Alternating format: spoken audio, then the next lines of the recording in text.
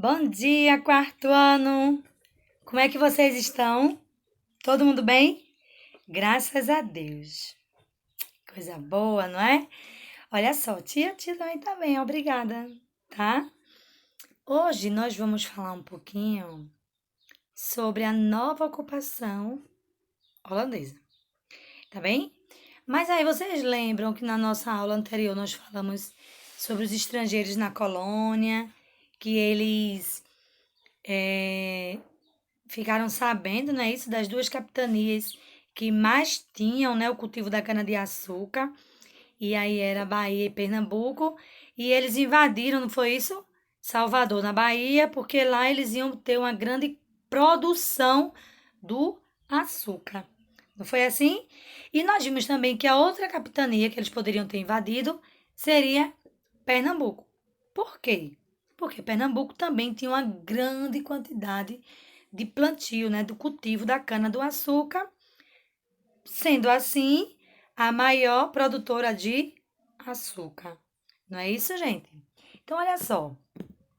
E a gente viu que parte desse sucesso na produção do açúcar ocorria pela ação dos ricos holandeses, que emprestavam dinheiro aos portugueses e, em troca, vendiam açúcar na Europa. Não é isso? Comercializava, era uma troca aí. Não é isso? Para o comércio fluir legal.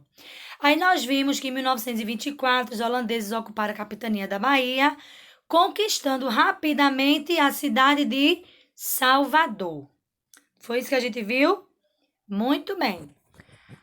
Em 1630, tem aí uma nova ocupação holandesa. Exatamente. Tia, gostaria que vocês abrissem os livros na página 33. Tá bem? Te espera, todo mundo, livrinho de história, página 33. Vamos lá? Todo mundo? Pronto. Nova ocupação holandesa. Não foi isso? Pois bem, vamos lá. Olhe, em 1630, os holandeses voltaram a ocupar áreas coloniais portuguesas. Por que áreas coloniais portuguesas? Porque eram áreas da colônia que os portugueses já estavam nela. Já estava sob o domínio de Portugal, certo? E aí os holandeses tentaram mais uma vez aí a ocupação, né, em áreas coloniais portuguesas. Dessa vez, os holandeses exatamente chegaram aqui, gente, ao povoado de Recife e Olinda, aqui em Pernambuco, que seria o centro importante na produção do açúcar. Observe aí a imagem da bandeira de Pernambuco e a imagem de como eles trabalhavam na produção do açúcar, certo?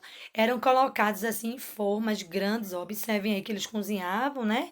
A cana-do-açúcar depois que saía do engenho moída, aquele caldo, ia para o fogo, né? E depois ele colocava em formas grandes, desenformavam e comercializavam, certo? A gente hoje vê o açúcar com aquelas pedrinhas minúsculas, né? Antigamente eram essas pedras bem grandes de açúcar. Pesadas, viu, minha gente?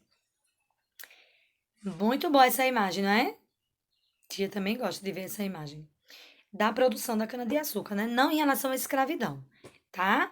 Tia acha bonita a imagem do trabalho, a produção do açúcar, de algo que é tão importante para o nosso dia a dia, né? E aí, até 1634, os holandeses haviam conquistado as capitanias de onde? Itamaracá, Rio Grande, Sergipe e Bahia. E aí, tia colocou a imagem de Itamaracá, uma para vocês, e Sergipe. Tá bem, gente? Eles invadiram 4. Foi? Exatamente. Em 1637, o governo holandês incorporou a capitania do Ceará e em 1641 a capitania do Maranhão. Vê só. Voltando lá, Itamaracá, Rio Grande, Sergipe e Paraíba, já tínhamos 4. Aí depois, Ceará e Maranhão. As capitanias sob o domínio da Holanda ficaram conhecidas como Brasil holandês. Observem aí essa imagem. Isso é a imagem de povoado, certo? Onde as pessoas estavam com o convívio, né, e sob domínio de holandeses. Certo, gente? Povoado a gente vê aí, né, a beira da praia, a gente vê a praia, vê coqueiros, não é isso? Muito bem. Para administrar as terras conquistadas em 1637, o governo holandês enviou ao Brasil um conde chamado de Maurício de Nassau. De 1637 a 1644, Maurício de Nassau estabeleceu um bom relacionamento com os senhores de engenhos da região, certo? Durante esse período aí, tá bom? Esse aí é o conde Maurício de Nassau. Chique, né? As roupas bonitas, as pessoas tinham os trajes muito bem vestidos, certo, minha gente? E esse aí é o conde Maurício de Nassau, tá bom? Nassau, ele concedeu empréstimos em dinheiro para que as pessoas pudessem fazer compras de escravos, de pessoas escravizadas, como nós podemos observar aí na imagem, certo, gente? As pessoas estão aí sendo compradas, né? Os donos delas venderam e aí Nassau emprestava dinheiro para que as pessoas pudessem comprar os escravos. Que situação, não é? Meu Deus do céu. Aí Nassau concedeu empréstimos também em dinheiro para as construções de engenhos, certo? Emprestou para venda de escravos, para compra de escravos. E emprestou dinheiro também para a construção de engenhos. Esses engenhos aí, como a gente pode observar, gente, eram os engenhos que moíam a cana-de-açúcar para poder produzir o açúcar. Certo, gente? Durante o governo de Nassau, as vilas sob domínio holandês passaram por diversas reformas urbanas, certo? Os lugares que eram bem pacatinhos, as estradas, as ruas de barro passaram a ter calçamento, pontes foram construídas, certo, gente? Pontes sobre os rios, prédios com 4, 5 andares foram construídos, casas, né? Com 3 andares, 4 andares foram construídas, certo? E tudo isso aí era chamado de reformas urbanas. Por que urbanas? Exatamente, porque era na cidade, tá bom? Além disso, gente, diversos artistas europeus vieram ao Brasil e retrataram a paisagem e a vida local, como Franz Post, por exemplo. Lembra que nós vimos essa imagem anteriormente?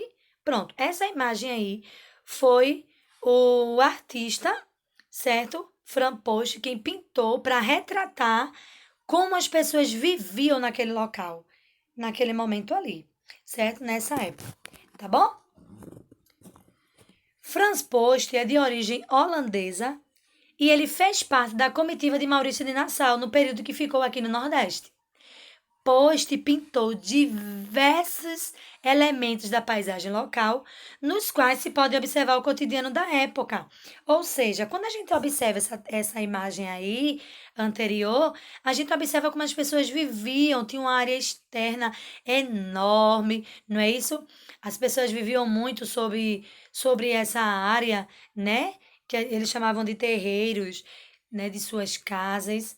A gente poderia observar os navios, as embarcações, né, que estavam transitando ali no mar, não é? Então, retratava o que as pessoas estavam vivendo naquele momento, certo? Esse artista aí de origem holandesa que fez parte da comitiva de Maurício de Nassau. Tá bem, gente?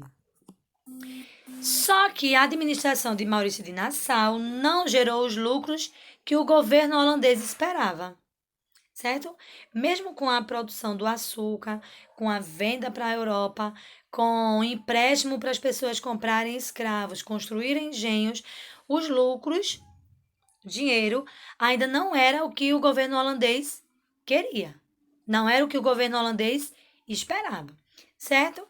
E aí, Nassau sai, e após a saída de Nassau, a relação do governo holandês com os fazendeiros da colônia ficou bem tensa, ficou bem complicada, certo? Porque Nassau administrava aí dinheiro, compra e venda de tudo, né? Mas os holandeses não gostaram, e aí tira Nassau. E após a saída de Nassau, coisa boa não aconteceu. certo? Aí houve uma aliança entre fazendeiros, portugueses, indígenas e escravos na luta contra os holandeses. Exatamente. Então, ó, tem revolta vindo por aí. Tem alguma coisa vindo por aí e a gente vai ver, tá bom? Agora, tá? Vamos falar um pouquinho sobre a insurreição pernambucana, certo? Isso aí, tia, já tá no livro de vocês, lá na página 34, certo? Essa revolta aí, lembra que tia disse assim, ó, já tá vindo alguma coisa por aí, alguma revolta. Exatamente. Essa revolta aconteceu porque as pessoas não estavam satisfeitas com o governo holandês aqui em Pernambuco, certo? E aí, tia vai passar uma pesquisa para vocês fazerem no caderno, tá bem? Vão fazer o cabeçalho, pesquisa de história sobre a insurreição pernambucana, tá bem? Ô tia, é para colar imagens? Não precisa, tá bem? Se você tem impressora em casa, tem como fazer impressão? Ótimo. Tia, minha mãe pode imprimir no trabalho e trazer para mim. Ótimo. Meu pai pode trazer. Ótimo. Tia, eu não tenho impressora, minha mãe não tem como imprimir, meu pai também não. E agora? Não tem problema. Você não vai ser penalizado por isso.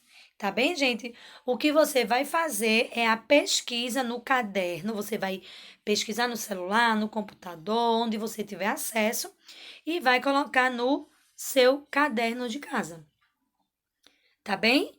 Coloca o cabeçalho tudo organizado. Certo, gente? Tá bom assim?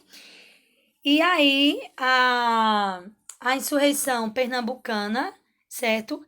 Ela durou de 1645 a 1654, tá bem?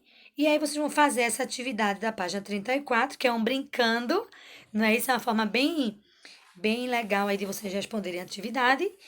E depois vocês vão responder a página 35 até a página 37, tá bom? Na página 35 até a página 36 tá dentro do assunto dessa ocupação holandesa que a gente viu, tá bem? A chegada de Maurício dos holandeses no Brasil, onde invadiu primeiro, tudinho. Na página 37 está falando sobre o pequeno cidadão, certo? Vamos ler um pouquinho? Olha só. Diversidade étnica na formação do povo brasileiro. O povo brasileiro formou-se da mistura de diferentes povos, certo? E aí, depois que vocês lerem essa página aqui, ó, tá? Do pequeno cidadão, da formação do povo brasileiro, que a gente já viu que tivemos holandeses, portugueses, vários europeus aqui, não é isso? Sem contar com indígenas e africanos, não é isso? Os escravos. Então, nós vimos que a população brasileira, ela foi formada a partir da mistura de muitos povos, de muitas pessoas, de várias culturas, de vários países. Então, você vai ler esse texto aqui e no final ele pede para vocês elaborarem com os colegas um painel, não é isso? Em que as diferenças físicas entre vocês sejam reconhecidas. Só que aí não tem como se juntar, porque nós estamos num período de isolamento social. A gente não pode ir para casa de um coleguinha, a gente não pode ir para lugar nenhum. Então, o que é que você vai fazer aí?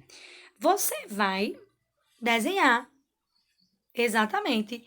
Depois que você fizer a atividade de história sobre a insurreição pernambucana, você vai desenhar pessoas de diversas cores, diversas culturas, tá bom? Do seu modo, desenha lá o indígena, o cabelinho dele daquela forma, bem escorridinho, escravos, europeus, do seu jeito. Tá bom, gente? Tudo isso baseado no que a gente tá vendo. Tá bom, tia? Eu vou usar a minha imaginação. Ótimo. Capricha. Sua imaginação ela é perfeita, mas tudo dentro do nosso conteúdo, do que a gente tá vendo aqui. Tá bem, gente? Boa atividade para vocês. Tia ama. Lembrando que vocês estão de parabéns pela realização das atividades. Parabéns às mães de vocês. Tá bom, minha gente? Beijo bem grande, tá? E até a nossa próxima aula, tá bom?